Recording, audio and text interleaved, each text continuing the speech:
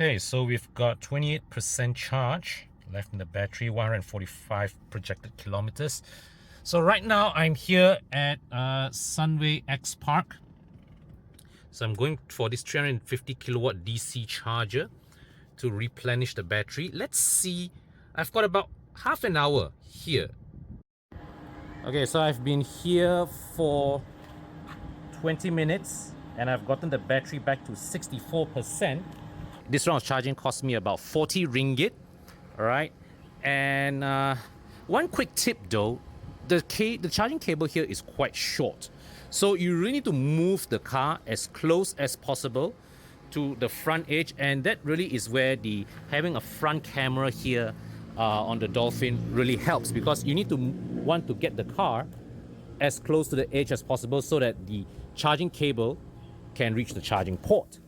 So right now we have got the battery replenished to 69% with 338 kilometers of range. Okay, so I've been in Mid Valley for the past couple of hours. My intention was to charge it here, but for some reason I couldn't get the Jom Charge app to work. Alright, I registered it, couldn't get it to work, so abandoned that because I was running late for my appointment. Anyways, now I'm still good. Got 48% charge with 246. Okay, so it's got a bit of time. I'm going to walk over to the food court and see if there's any coffee available. So what I want to say is that now the thing with my experience thus far, right, having the Dolphin as a day-to-day driver, is that definitely I enjoy the fact that my daily commutes are now a lot more stress-free, okay, because the ride, the driving, the NVH of an EV is just so much more superior compared to an internal combustion engine car. Also, the performance in the sense of the effortlessness of getting the EV up to speed is just another level compared to an ICE. But what I'm still not a fan of is that, well, maybe because I don't have a charging bay at home. If I do, I may look at it differently. But those of us without a charging bay at home, let's say you're living in a condo, right?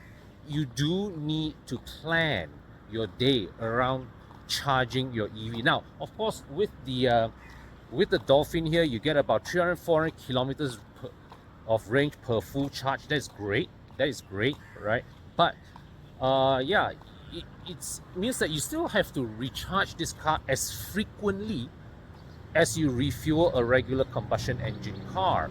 So there comes that element whereby if you do not have a charging port at home, if you do, you should just charge your EV every night. Okay, that's a fact. If you have and you should do it with a wall box. But if you don't, what you need to do is that in your day-to-day life, you need to plan your routine around charging the EV. Means that you have to find pockets of time to charge your EV, or when you have certain engagements, you see that, okay, while you're at that meeting or whatever, not, is there a nearby EV charging bay that you can plug your car in while you do your affairs?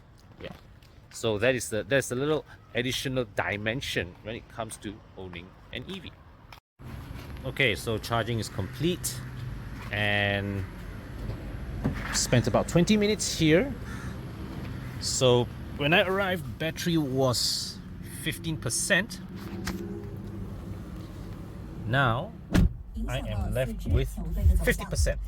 And according to the Settle app, which I used to pay for the charging, total cost of charging is about 35 ringgit. Yeah. Okay, so another day has passed. 24 hours since the last time I charged. Okay, previously I charged the car to up to 50%. So right now it's 7:30. Once again, I've got about a time frame of 20 to 25 minutes. And yeah, I'm left with 17% of battery capacity. So my usage yesterday of this car, well, from the moment I charged this car, I went back home to pick up my younger daughter to send her to kindergarten. And then after that, I was headed first to Selayang. Then from Selayang, I went to Subang Jaya Empire. Market Empire Subang Jaya. So parked there, I couldn't find the charging bay. Then after that, from Subang Jaya, went to Mid Valley for a meeting. Then Mid Valley, back to PJ. So I went a lot of places yesterday, and 35 bucks worth of charging was used up. So if you were to compare from a cost perspective against petrol cars, right? 35 ringgit to cover that one, that's about 100 odd kilometers of travel easily. From a cost perspective, I think based on current fuel prices and soon to be subsidized, desubsidized, well, EVs are, of course, I seem cheaper to run. So the only thing right now that really is that really is in the way for most of us really is the time. Okay, because unless you have a charging port at home, the challenge really is to still squeeze that time to have the car charged. Because yeah, how do you plan your day-to-day activities so that your car has at least half an hour a day in the vicinity of a charger? Okay, so I spent another about 25 minutes here, and the battery percentage went from 20% to 59%. From 90 plus kilometers, now I've got another 200 kilometers of range left.